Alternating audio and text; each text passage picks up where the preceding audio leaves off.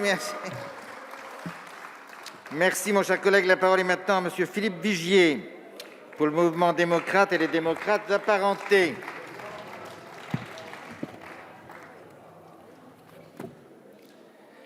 Monsieur le Président, Madame la Ministre, Madame la Présidente de la Commission, Madame, Monsieur le rapporteur, mes chers collègues, ça fait 40 ans que la décentralisation avance dans ce pays.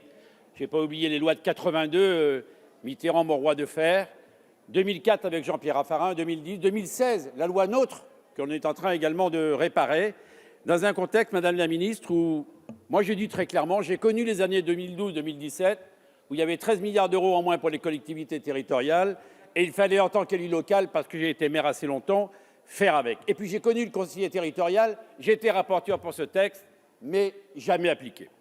Alors, mes chers collègues, d'abord, c'est un texte qui est passé au Sénat, et c'est normal, du fait même qu'il traite des collectivités territoriales, et il y a des ajouts par le Sénat importants sur la possibilité de mutualisation intercommunale entre les communes déficitaires en termes de logement social, la possibilité de signer un contrat de mixité sociale pour tous les organismes HLM de département, pour évaluer le transfert de la médecine scolaire au département, pour permettre à certaines collectivités de demander la mise en œuvre du principe de différenciation. À partir de ces avancées, les débats ont eu lieu ici, et sur la différenciation, j'entends ce que vient de dire notre collègue Schellenberger, moi je suis satisfait au moins d'une chose, c'est qu'on a enfin précisé ce qu'était la différenciation. Et je vais vous donner un exemple que j'ai vécu dans ma belle ville de Châteaudun. Lorsque vous avez un lycée et un collège à construire, ce qu'on appelle une cité scolaire, on ne pouvait pas avant avoir un portage unique. Maintenant, il y a un portage unique comme une commune peut le faire depuis 30 ans. C'est ce qu'on appelle une entente. Je l'ai pratiqué, c'est la raison pour laquelle ça, c'est une avancée. Vous voyez, la conséquence d'une région et d'un département qui ne sont pas d'accord, c'est que la cantine est trop petite et les gamins, ils vont manger à l'extérieur. Sur les agences, Madame la Ministre, vous savez très bien, vous avez créé la NCT, et très bonne chose. C'était d'ailleurs, j'avais écrit une proposition de loi là-dessus. Qu'il y ait trop d'agences encore, qu'il y ait des mutualisations organisées, qu'il y ait la possibilité de faire en sorte que l'efficacité soit plus au rendez-vous, nous le demandons tous, et notamment avec l'ARS. Sur le volet logement, nos collègues Laglaise, Géretti, Pipponi ont beaucoup travaillé sur ces questions. Je rappelle qu'il y a 2 millions de Français qui sont en attente d'une attribution de logement social et que plus de 1000 communes n'ont pas atteint les objectifs de logements sociaux fixés par la loi SRU. Ces fameux contrats de mixité sociale signés entre le préfet, la commune, l'intercommunalité permettront une fois de plus de différencier l'action locale en s'adaptant aux spécificités territoriales. Et je voudrais d'ailleurs souligner l'implication de Christophe Géretti sur ces questions-là. François Pipponi a obtenu, lui, le renforcement des sanctions pour les réservations ne respectant pas leurs obligations d'attribution. C'est pour moi une avancée importante.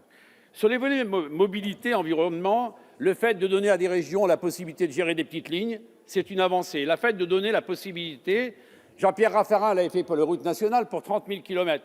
Pour les régions qui voudront les prendre, c'est une possibilité, me semble-t-il, intéressante. Alors, mes chers collègues, sur la santé, je suis de ceux qui regrettent vraiment qu'on ne soit pas allé plus loin pour les ARS.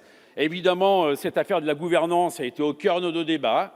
Et je suis le premier à le dire, qu'on aurait dû aller plus loin, mais ce texte ne pouvait pas tout embrasser. Sur les énergies renouvelables et l'écologie, pour quelque part pratiquer au quotidien, entre les fameux schémas régionaux, vous savez, vous les connaissez tous, les STRADET, et après leur application locale, alors là, il y a un océan. 7 ans pour sortir un parc éolien, avec ce texte, on ira plus vite, Madame la Ministre, je souhaite le dire. Sur les Outre-mer, un point positif, et nos collègues Justine Bénin et Max Mathiasin pourraient le confirmer avec moi, c'est qu'un état de calamité naturelle peut être défini et prononcé lorsqu'il y a naturellement des pandémies graves comme on les vit dans certains départements d'outre-mer. Je regrette en revanche que d'autres spécificités ultramarines n'aient pas pu aboutir telles que nous avons souhaité les porter. En fait, la question qu'il faut se poser, mes chers collègues, est-ce que oui ou non, c'est un grand acte de décentralisation? À mes yeux, c'est un texte qui permettra de simplifier, d'aller un peu plus loin, de faire en sorte que le coût humain puisse s'organiser un peu plus. Vous savez, dans la vraie vie des élus locaux, semble-t-il, on est en capacité avec ce texte, je crois, d'être plus efficace. Alors, Madame la Ministre, je sais que vous avez mis beaucoup d'engagement sur ce sujet. Je n'oublie pas les maisons de services au public. Je n'oublie pas les petites villes de demain. Ça n'existait pas auparavant. Je n'oublie pas les ERT. Pour ceux qui ont eu la chance d'en monter, eh bien, croyez-moi, c'est du solide. Donc, je n'oublie pas non plus les contrats régionaux de transition écologique. Pour ceux qui en ont écrit, là aussi, il y a des financements conséquents à la clé. En conséquence, je dirais que c'est un pas pour la décentralisation qui en appelle d'autres. Toutes les majorités l'ont fait jusqu'à présent et j'imagine que la prochaine le fera avec efficacité. Merci. Merci.